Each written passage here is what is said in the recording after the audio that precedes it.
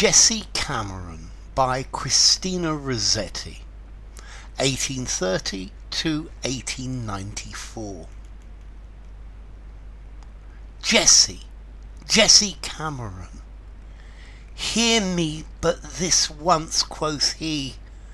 Good luck go with you, neighbour's son, but I'm no mate for you, quoth she. Day was verging toward the night, there beside the moaning sea. Dimness overtook the light, there where the breakers be. Oh Jessie, Jessie Cameron, I have loved you long and true. Good luck go with you, neighbour's son, but I'm no mate for you. She was a careless, fearless girl, and made her answer plain. Outspoken she to earl or churl, kind-hearted in the main, but somewhat heedless with her tongue, and apt at causing pain. A mirthful maiden she and young, most fair for bliss or bane. Oh, long ago I told you so, I tell you so today. Go your way and let me go, just my own free way. The sea swept in with a moan and foam, quickening the stretch of sand. They stood almost in sight of home, he strove to take her hand. Oh, can't you take your answer then, and won't you understand? For me you're not the man of men, I've other plans a-planned. You're good for Madge, or good for Sis, or good for Kate may be, but what's to me the good of this, while you're not good for me? They stood together on the beach, they two alone. The louder waxed his urgent speech, his patience almost gone. Oh, say but one kind word to me, Jessie, Jessie Cameron. I'd be too proud to beg, quoth she, and pride was in her tone, and pride was in her lifted head, and in her angry eye, and in her foot, which might have fled, but would not fly. Some say that he had gypsy blood, that in his heart was guile, yet he had gone through fire and flood, only to win her smile. Some say his grandmam was a witch, a black witch from beyond the Nile, who kept an image in a niche, and talked with it the while. And by her hut far down the lane, some say they would not pass at night, lest they should hear an unked strain, or see an unked sight. Alas for Jessie Cameron, the sea crept moaning, moaning nigher. She should have hastened to be gone, the sea swept higher, breaking by her. She should have hastened to her home, while yet the west was flushed with fire. But now her feet are in the foam, the sea foam sweeping higher. O mother, linger at your door, and light your lamp to make it plain. But Jessie, she comes home no more, no more again. They stood together on the strand, they only, each by each. Home, her home, was close at hand, utterly out of reach. Her mother in the chimney nook heard a startled seagull screech, but never turned her head to look towards the darkening beach. Neighbours here and neighbours there heard one scream, as if a bird shrilly screaming cleft the air. That was all they heard. Jessie, she comes home no more, comes home never. Her lover's steps sounded at his door, no more forever. All boats may search upon the sea and search along the river, but none know where the bodies be, sea winds that shiver. Sea birds that breast the blast, sea waves swelling, keep the secret first and last of their dwelling. Whether the tide so hemmed them round with its pitiless flow, that when they would have gone they found no way to go. Whether she scorned him to the last, with words flung to and fro, or clung to him when hope was past, none will ever know. Whether he helped or hindered her, threw up his life or lost it well, the troubled sea, for all its stir, finds no voice to tell.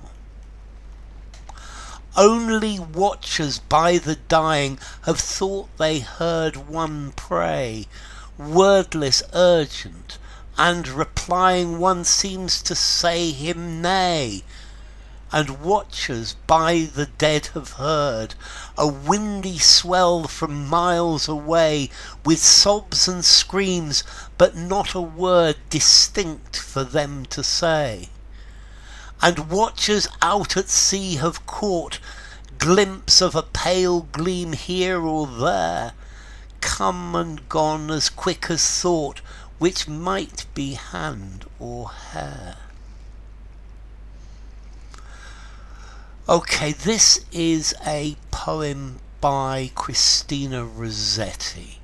Christina Rossetti is a pre-Raphaelite poet. She came from London. Let's see, her father was an Italian exile. This was clearly a rich family with money.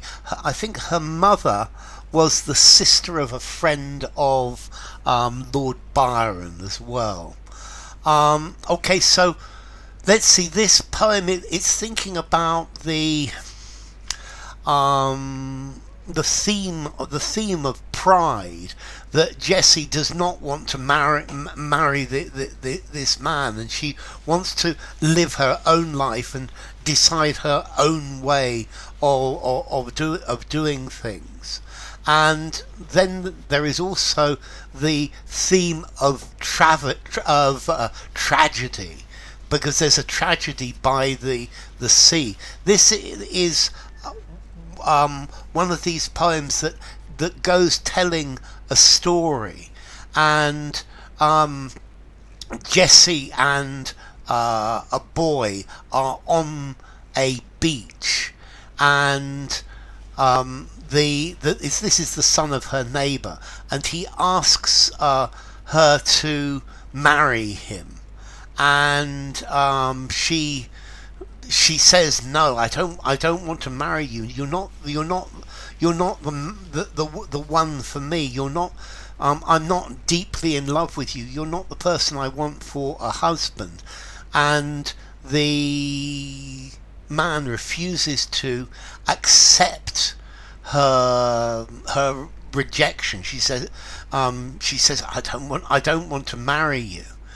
And they both disappear, that they are seen no more.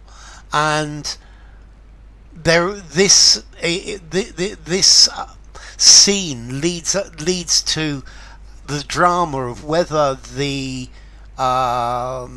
young man murdered her and ran away, or whether they were both killed, but they were both drowned. So she refuses him, and she's effectively fighting against the expectations of society.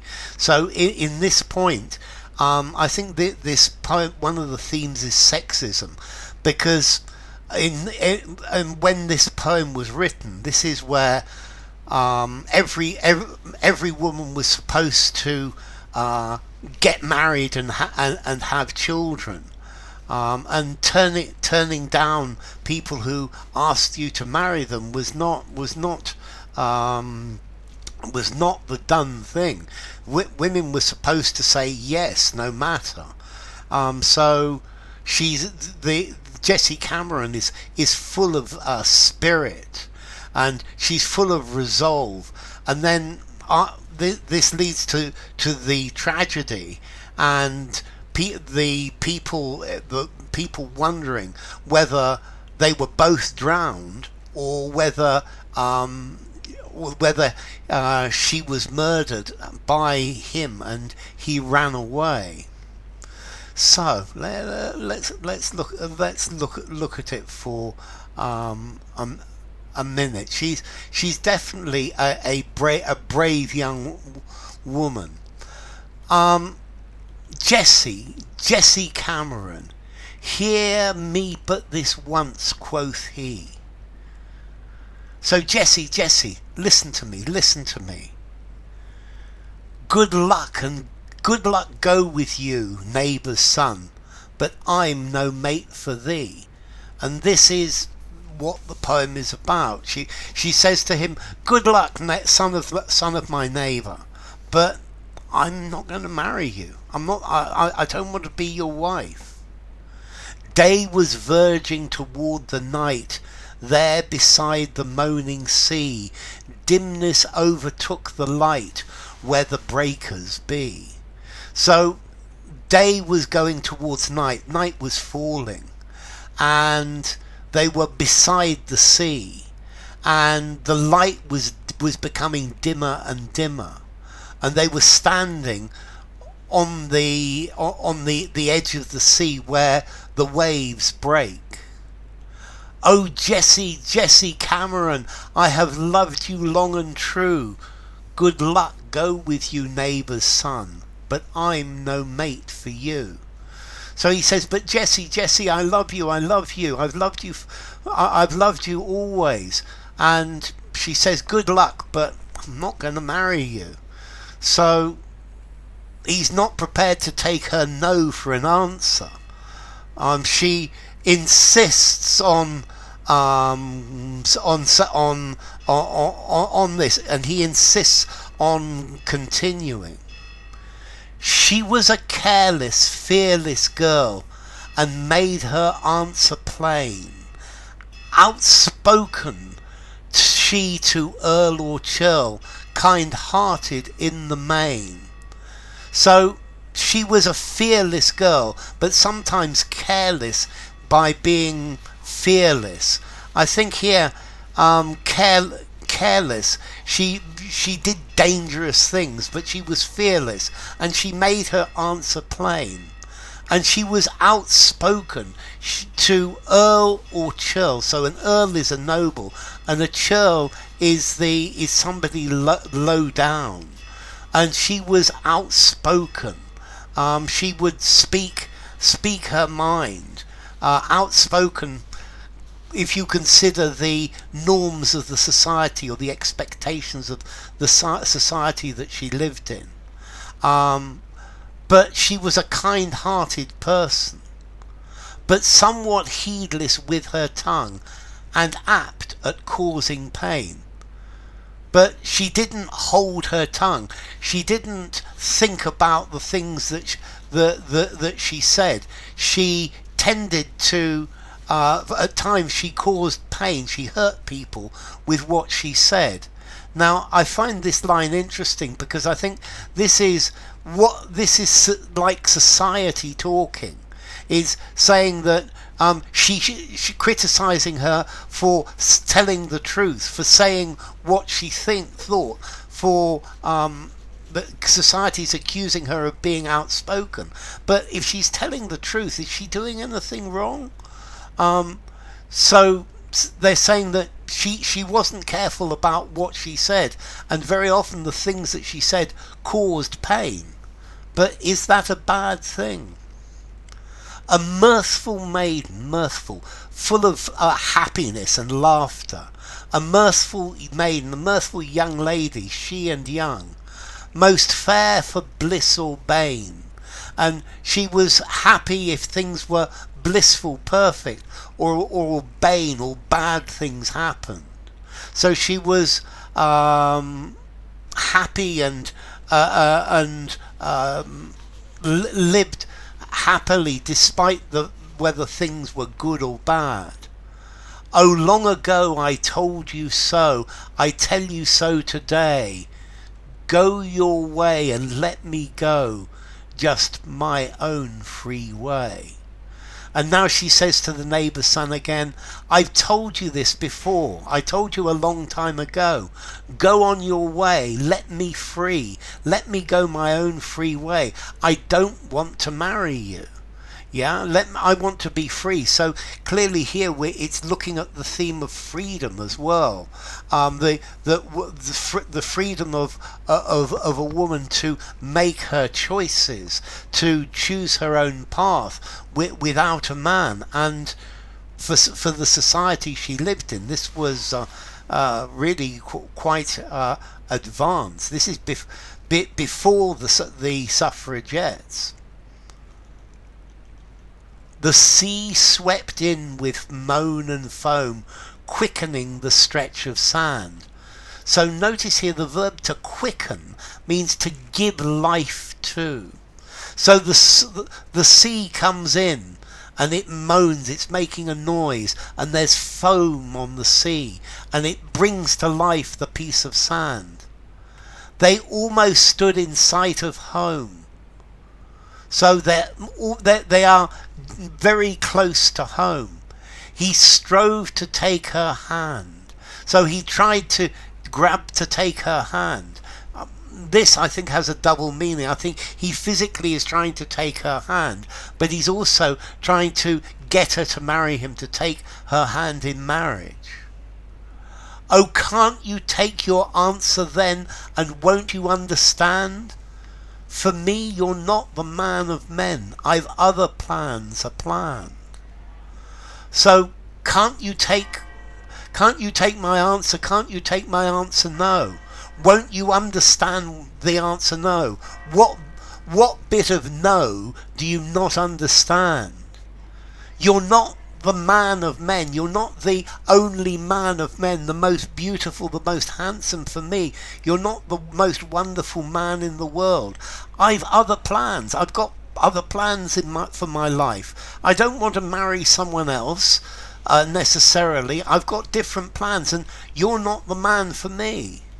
You're good for Madge, or good for Sis, or good for Kate maybe. So I'm sure you'll be a great husband for another woman, for Madge or Sis or Kate.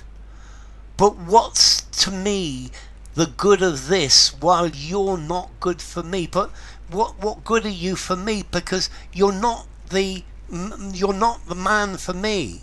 You're not the one. They stood together on the beach, they two alone, and louder waxed his urgent speech, his patience almost gone. So they're still together on the beach, and his voice is waxing, it's getting louder and louder. Yeah, to wax, to get bigger, and to wane, to get smaller. So his voice was getting louder, and his patience was gone. So he thinks that he has the right, that she has to say yes to him, and he's losing his patience. And this is the question: did he kill her, or was she drowned? Did he kill her and run away? Did he kill her and then they were both drowned? What happened? Because this is the beginning of the mystery. Oh, say but one kind word to me, Jessie Cameron. So Jessie, say yes, say that you'll marry me, Jessie. I'd be too proud to beg, quoth she, and pride was in her tone. She's telling him, don't beg me to marry you, because I'm not going to do it. Yeah? Don't beg, because the answer is no. Quoth, quoted she, said she. And there was pride in her tone. So this is about pride as well. That she is proud of herself. She is too proud to become the wife of a man that she doesn't love. And pride was in her lifted head, and in her angry eye, and in her foot which might have fled, but would not fly. So there was pride, she was pride in the way she lifted her head, and she was angry. And there was pride in her eyes and pride in her feet, which could have fled, could have run away. But she didn't run away. She was too proud to run away, because maybe that would seem like submission, and she wasn't going to submit to this man. Some say that he had gypsy blood, that in his heart was guile. So some say that he was part gypsy, that he wanted to trick her. So gypsy, this is implying that he could do magic spells. The gypsies had a reputation for doing black magic, for being able to do magic of all sorts. So some say that he cast a magic spell on her, and this is now the gossip afterwards. Yet he had gone through fire and blood only to win her smile. Fire and flood. So he had gone through all sorts of difficulties just to get her smile. But fire and flood, well, is this talking about difficulties, or is this talking about maybe he had cast a magic spell on her to win her smile, to win her love? He'd cast a love spell on her. Or maybe he'd gone through great difficulties to gain her favour. Some say his grandam was a witch. So some people say his grandmother was a witch, a black witch from beyond the Nile. So a black witch from south of the Nile. These are maybe the jungles of Central Africa, and I think black in both sense. Black as in evil, and black as in with black skin. So some say his grandmother was a witch, a witch who knew black magic, a witch who kept an image in a niche and talked with it the while. So she kept an image in a niche, in a picture on her wall. And she talked with this picture, like this picture was the devil, and she's talking with the devil. Okay, so his grandmother was a witch, a black witch. Yes, I think clearly she didn't have black skin in this case, but she had black powers. So his grandmother lived there, and she has an image on her wall, and she's always talking to him. This is perhaps the devil. And by her hut far down the lane, some say they would not pass at night, lest they should hear an unked sight, or unked strain, or see an unked sight. So people wouldn't walk past her hut, wouldn't walk past the place that she lived, because they were frightened that they would hear some supernatural, unked, unusual, odd, strange, supernatural. So lest they should hear a supernatural noise or see a supernatural sight. So people were frightened of walking past his grandmother's hut. Alas for Jessie Cameron, the sea crept moaning higher. So the sea kept coming in, and it kept moving, nigher towards her. She should have hastened to be gone. The sea swept higher, breaking by her, and the sea got higher, and she should have gone. She should have gone home. She should have hastened to her home.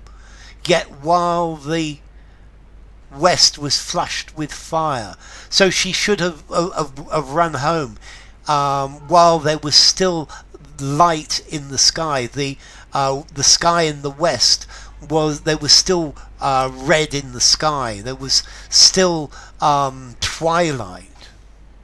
But now her feet are in the foam, the sea foam sweeping higher. But her feet are in the foam of the sea, and the foam is coming higher.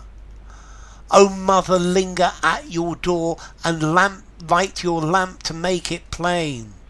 So, mother, go to your door, light the lamp to make it plain that it's night, that it's time for Jessie to be home.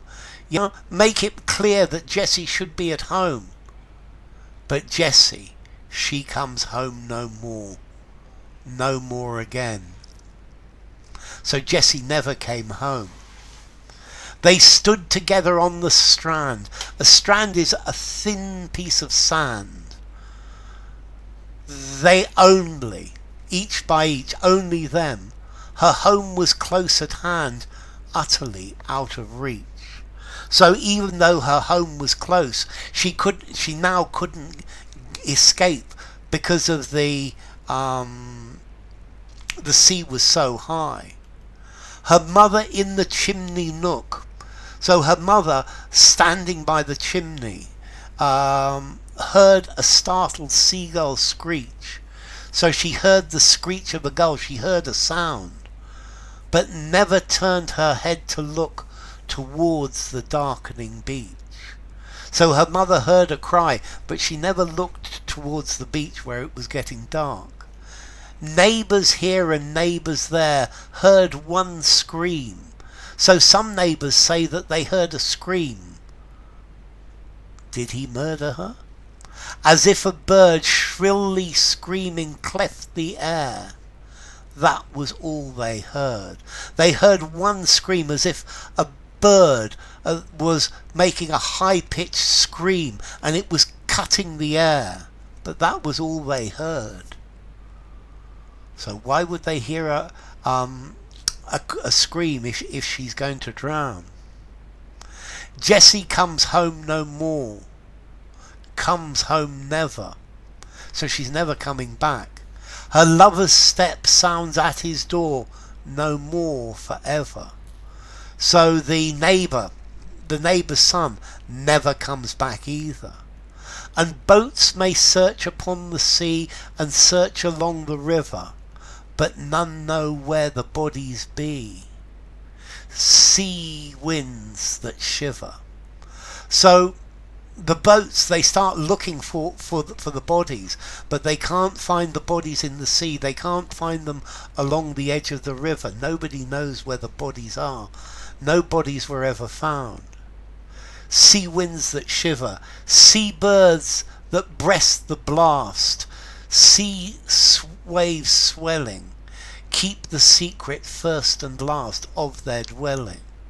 So the sea birds that fly against, that breast the blast, that push against the blast of the wind, the sea wave and the sea wave swelling. So the sea birds, the sea winds, the sea birds and the sea waves, they are the people who know where the bodies are. They keep the secret first and last.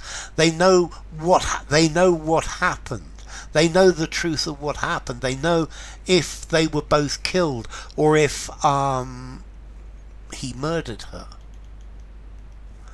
Whether the tide so hemmed them round with its pitiless flow, that when they would have gone they found no way to go. So whether they were trapped, they were hemmed in, they were surrounded by the tide, and when they wanted to go, they found that there was no way to leave. Whether she scorned him to the last with words flung to and fro. So whether she rejected him to the last, whether they argued to the very last moment, or whether she clung to him, she held on to him when the hope was past, when there was no way of or no way back, or whether that he'd cast a spell on her and made her stay and escape somehow, but none will ever know. Whether he helped or hindered her, threw up his life or lost it well. So how he died, and I think even though if he died, whether he helped her or hindered her, the troubled sea for all its stir finds no voice to tell. So the sea is not going to tell us the story. The sea is not going to tell us what happened. Only watchers by the dying have thought they heard one pray. Wordless, urgent and replying, one seemed to say him nay. So the only people that have heard anything about this were people who were watching the dead. Who were praying for people who were dying or dead, and they think they heard one wordless, urgent voice that replied. One said, one seemed to say him nay, that said no. And watchers by the dead have heard, people watching by the dead have heard, a windy swell from miles away. So people watching the people who are dying, sitting with the dying or with the dead, they've heard from the winds and from the sea from miles away, sobs and screams. So somebody crying, but not a word distinct for them to say. But they've not heard any words. They've heard crying and screaming. And watchers out at sea have caught glimpse of a pale gleam here or there. And people looking for them out at sea, they've seen a gleam of light here or there, which this pale gleam, this could be part of them. It could represent them. Come and gone as quick as thought, which might be hand or hair. So they sometimes think they've seen a glimpse of what might be a hand, or a glimpse of what might be her hair. And that's the end. So if you enjoyed the video, give it a rating, subscribe to my channel, and I'll see you soon. Bye for now. So what happened? It's a mystery. Bye for now. Woo.